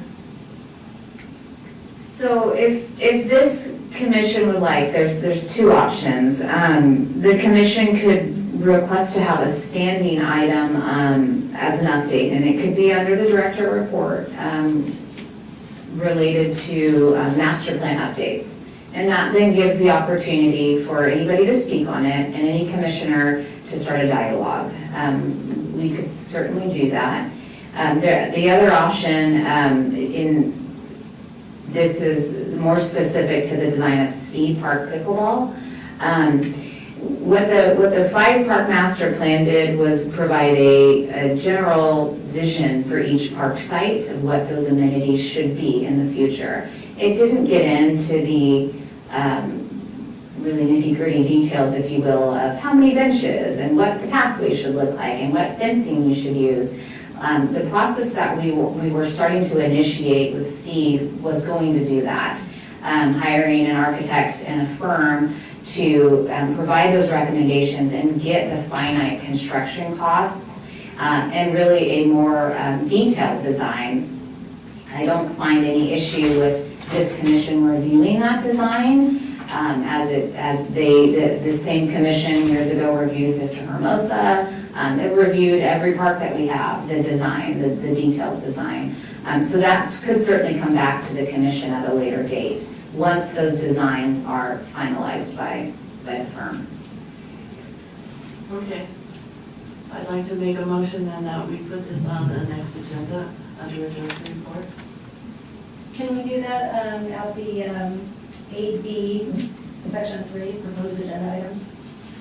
Sure. Okay. So can we, and we'll get to that in just a minute. Unless somebody wants to make a motion to do the prior and have make a motion for a standing. Yeah, I would like to make a motion of just we have a standing director's report on the status of that at each of our meetings, just to kind of know generally where we are, what's changed since our last meeting and so forth. I'll second that motion. Let's take a vote. All in favor? Aye. Aye. Do you, okay, yeah. Good. Good. So the process, the motion that I made, this is fine. This will do the same job. Thank you.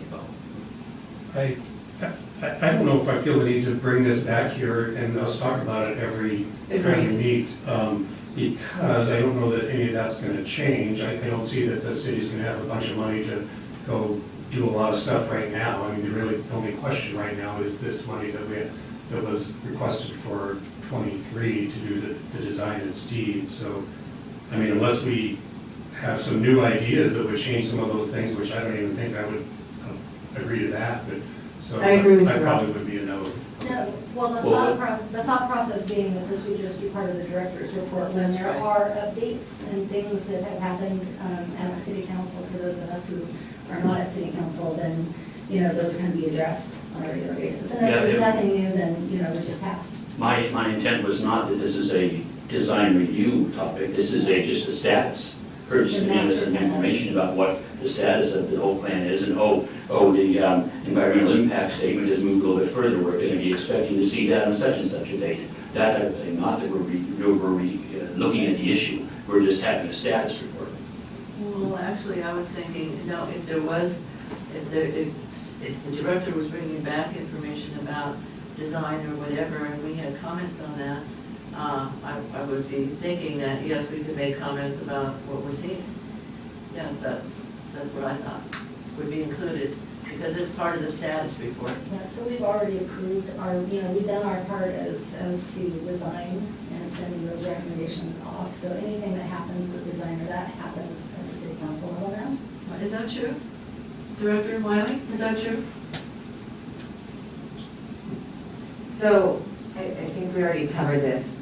I don't. This commission has not reviewed the detailed designs of any specific park. The commission reviewed 5 plans in 2021 and provided a recommendation to council. That recommendation hasn't been forwarded to council because we have to complete environmental analysis. Do you want to take the vote again? Well, let's go for the, repeat the motion. So the motion is to add a standing agenda topic under Recreation Director Report to updates on the 5 Parks Master Plan. Which would include any type of update, whether it be something about the design or anything related to the status. Yeah. And it may also cause us to ask a question or offer input. Just not, okay, yes. Do I have a second? I'll second that. Okay, on a vote. All in favor? Aye. So 4, Errol, myself, Susan, and Jen are an aye. All opposed? No. Okay. We have 2 opposed, so the motion passes. 42, okay. All right, so we can move into section 8, subcommittee reports. Okay, I will. First one is coastal items. Sam, did you want to give the updates from Jareen, or did you guys? Yeah, I have an update that was provided by Chair Pro Tem Capopiano. So in her absence, she wanted to share that there was a coastal subcommittee meeting with the city of Oceanside on December 9th. And myself and Public Works Director Kyle Koger participated in that. And the subcommittee met with the staff member in Oceanside, who is their new coastal zone administrator for the city. It's a new position that is really just dedicated to managing the coastline in Oceanside, to understand how they can save their beach and make a positive change for the future. And they have quite a few different programs and elements that they're looking into. They've got an Army Corps project that's very similar to San Clemente. They have an opportunistic permit for the placement of sand. They've got sand retention pilot project. They have annual harbor dredging. They have a regional beach sand project that's funded through SANDAG, which is the San Diego Association of Governments, and they also have a citizens science program. I think in general, the subcommittee felt that it was informative and took away some really good pieces of information on how Oceanside is operating, and also gleaned that the city of Oceanside sees a good benefit in working with the city of San Clemente, because at the end of the day, while we're different cities, we really do share the same beach because of their location. So that's a good connection to have, and I think the subcommittee will continue to touch base with that individual. And then the other update provided was the formation of a new citizens group that's called Save Our Beaches San Clemente. As she has stated, that they are focused on practical, cost-effective, nature-based solutions to beach erosion within San Clemente. Joreen will be serving as a technical advisor to the group, and they're currently looking to have the city explore an artificial reef on the south end of town. They're also working with the OC Register on a 3-part series on sand loss, and that first story will be published and released on the 12th, yesterday. It happened. And that is the update that she provided me. Just for the record, myself, Susan Ambrose, Commissioner Ambrose was also present at the meeting on the 9th as the coastal subcommittee member. So was myself. You tuned in also? Yes. Okay. So let the record know that for us, for our subcommittee. Thank you. All right, any other updates from coastal items? Yes, I have some myself. I ran these by Samantha as well as Jareen. First thing I wanted to talk to you about was the California King Tides are coming now.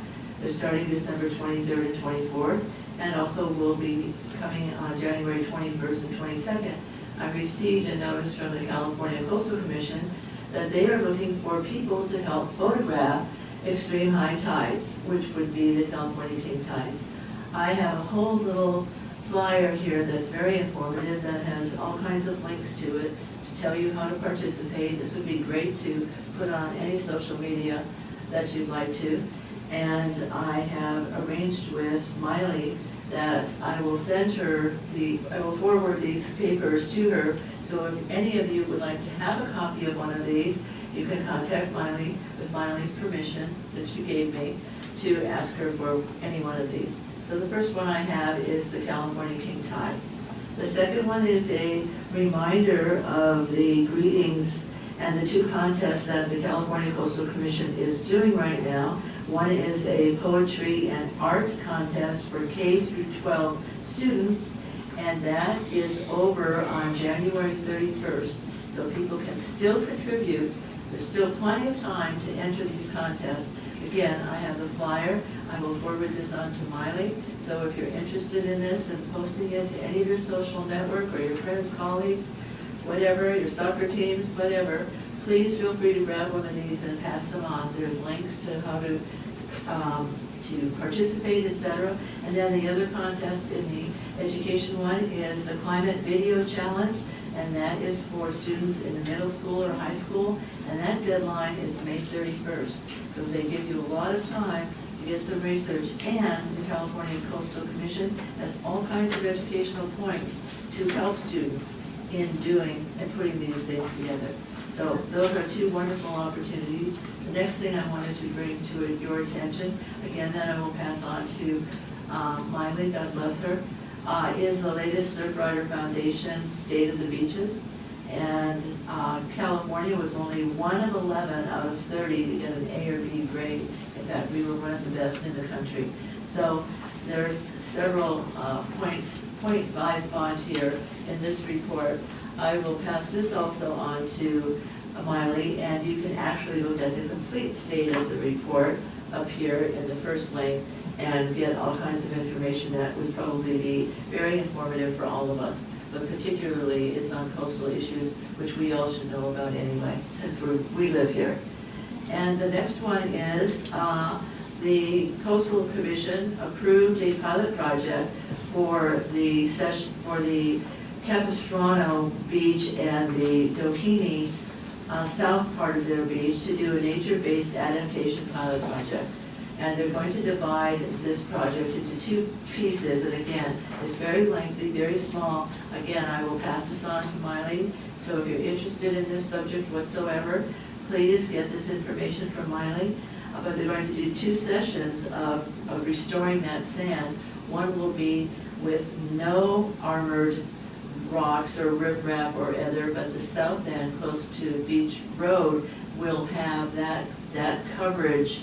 It's almost, I think, 5,000 square feet of where the sand cubes were and all of the other things that they put up to keep the sand there. So it's going to be two different trials, and that will be wonderful for us to keep an eye on it when we get our own sand.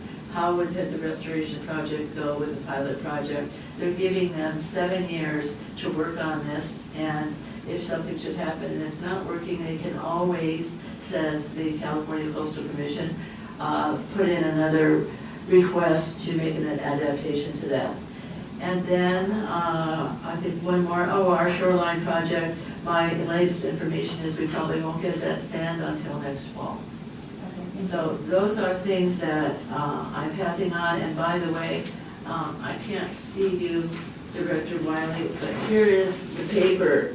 Here's the first part of the series.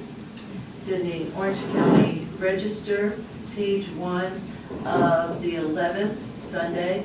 It's a great article. She's a great writer. It's Terry Sforza, S-F-O-R-Z-A. And you can go to the Orange County Register. This is the biggest headline. This is going to be done in the next two parts of the series. Part 2 of Beach City struggles with sand loss, putting a railroad, recreation, and the town's identity at risk. The third part will be what can be done to repair disappearing beaches. Can the region afford the cost? So I draw your attention to this as well. I'm just giving you right now, rather than sending it to Miley, the information that is started in yesterday's date, the 11th, 2 days ago, December 11th, for the Orange County Register. And that is what I have as a coastal update. There's plenty more that I could talk about, but time is ticking. Yes, thank you. You're welcome. May I ask a question, staff? Sure. Thank you.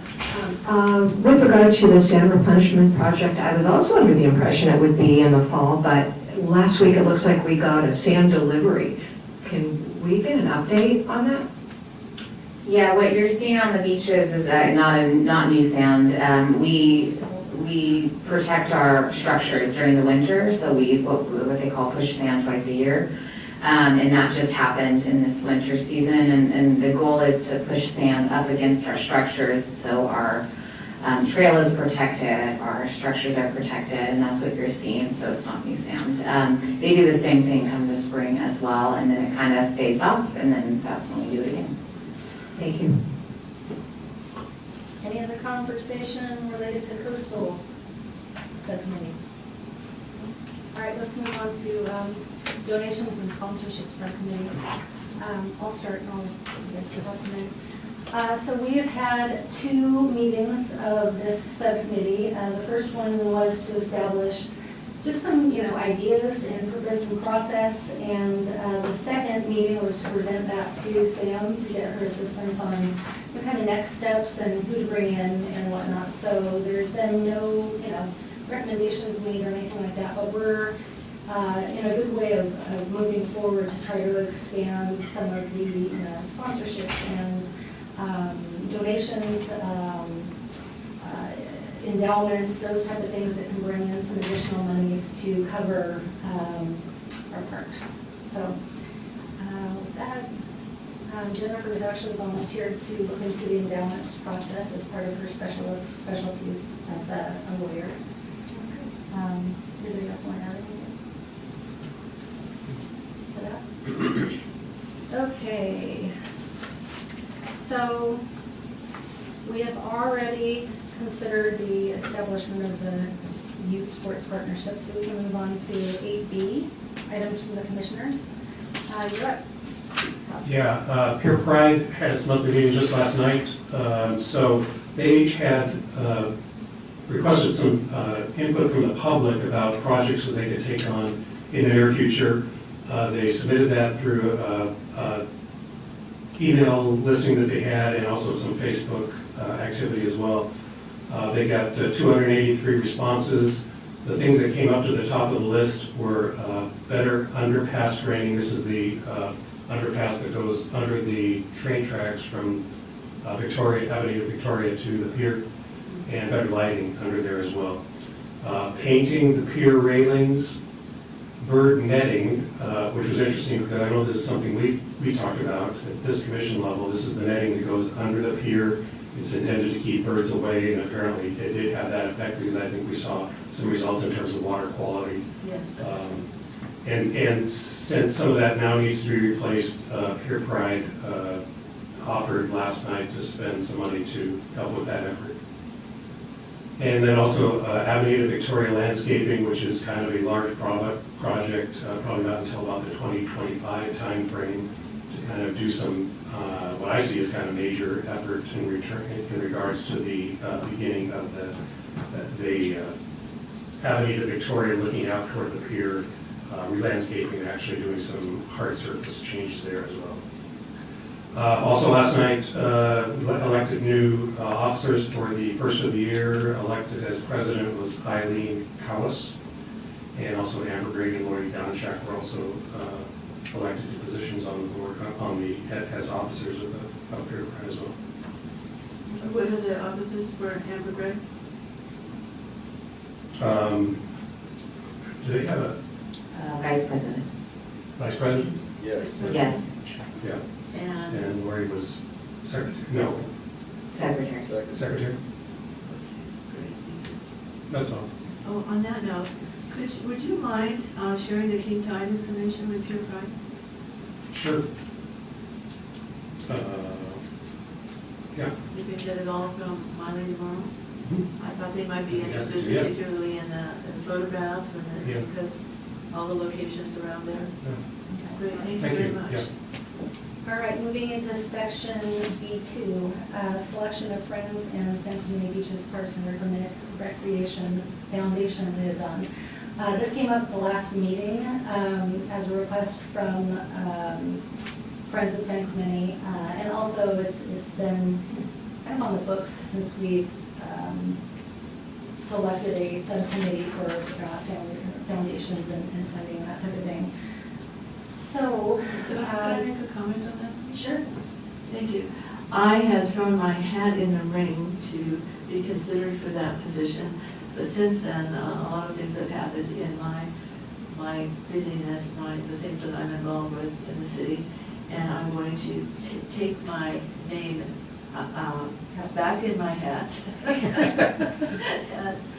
And I'm going to make a nomination if I could, and it was somebody that I mentioned after the meeting was over, or if you'd like me to wait until you call for nominations, I will wait. Yeah, let's have some discussion, because there are some thoughts about some of the responsibilities for this person. Rob, would you want to? Well, yeah, let me just say, what I would be concerned about this position is that it's somebody who is also close to the subcommittee that we have on donations and foundations. Since the Friends is really a funding source to do this kind of stuff, it makes sense to me that somebody from our subcommittee that also has the same focus be the person that we would ask to represent us at that group. I agree. Anyone else have any thoughts or comments? Oh, I do. I don't think that's necessary. I think there's quite a few people up here who have the skill and talents to recognize that the kind of fundraising that you're doing in Pure Pride, it was pointed out by John Dory from Friends of San Clemente, is different than the kind of fundraising that they do. I'm not talking about Pure Pride, I'm talking about the subcommittee that we have for donations and foundations. Oh. That the representative be on the subcommittee that we established. Well, I think that too, there's three of you on donations, and some of you have other roles here on this commission as well. I was considering nominating Errol because of his background in not only sports, but with kids, and he did go to that meeting to find out more about it, and he's very good at marketing, and his photography skills. I think all of those things that he brings to the table would be wonderful for Friends of San Clemente, and I'm very familiar with Friends of San Clemente, as well as I am with John Dory.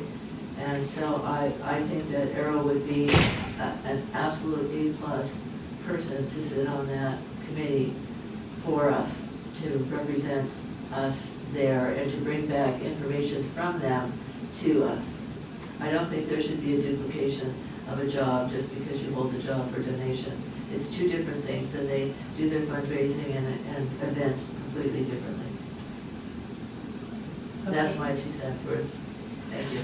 If we're still in discussion, I think that it is important to have someone who is familiar with the donations and sponsorship, would be the Friends representative, so we're not going in different directions.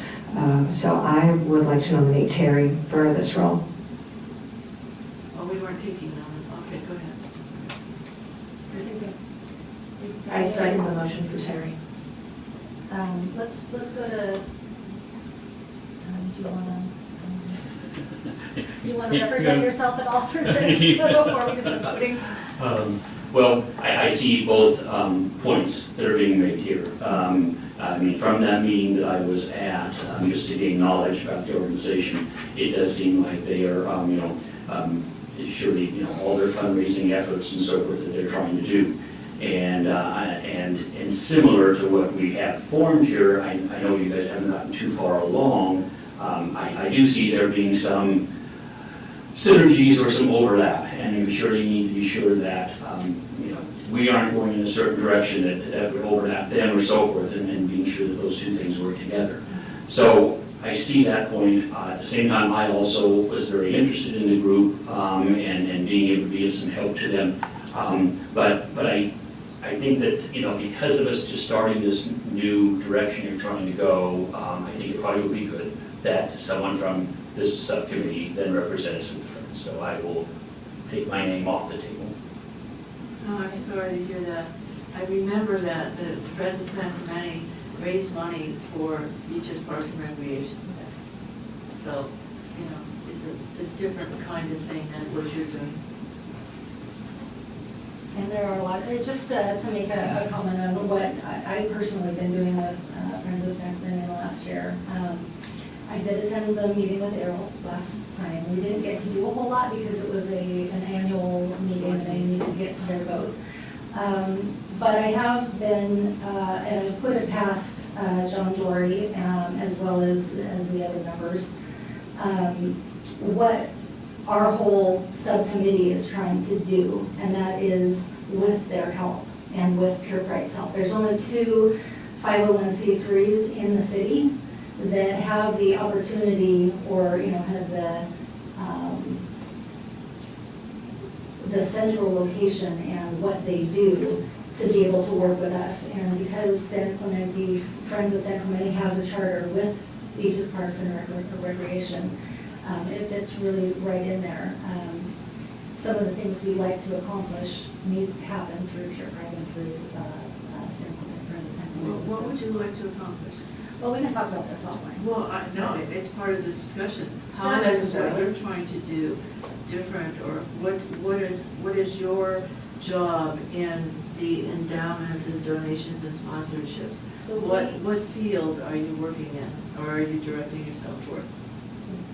I'm not directing myself. We have a subcommittee I looking understand. at 501c3 areas to land local donations so that we can increase those, because there needs to be a 501c3 because corporations are more likely to donate if there's a 501c3 and there's a tax benefit. So there's really only 2, you know, kind of beaches, parks, and recreation type 501c3s. So you're trying to set up your own No. 501c3? No, we're trying to have San Clemente, Friends of San Clemente help us with those donations as a landing spot. Oh. So, any other conversation? There was a motion by Jennifer? Yeah, it wasn't a formal motion, so I'd like to move that we nominate our chair as a position to the Friends of San Clemente. I second the motion. Let's take a vote. All in favor? Aye. I'm a no. All right. Let the notes know that it was a 6-1 with Susan Ambrose as a name. 5-1. 5-1. Oh, 5-1. Sorry. I keep forgetting Jerry's not here. All right. So that passes. We can move on to proposed agenda items for our next meeting.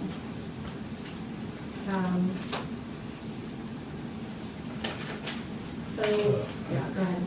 Well, we've had some discussion about the sand replenishment project, and I believe it was the August meeting when Kyle was here, Kyle Koger was here, and if the project does occur next fall, then our next meeting in February would be kind of about halfway between last time we heard from you and when the project actually could occur. So I'm wondering if we could ask Kyle to come back and give us an update in February.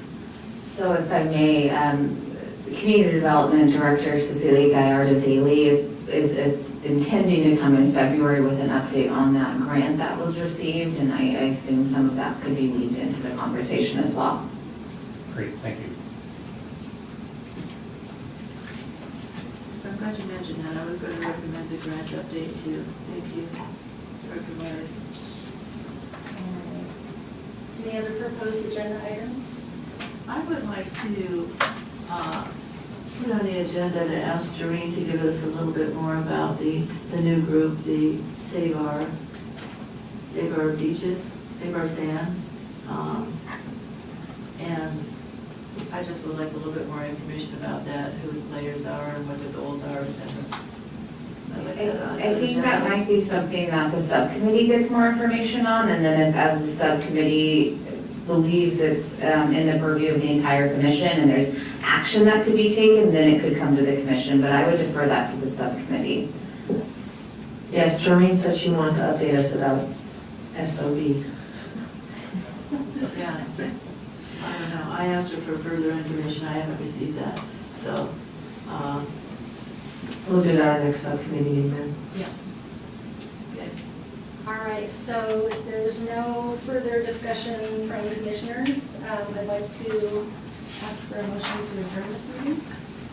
I motion to adjourn the meeting. do you have to read that?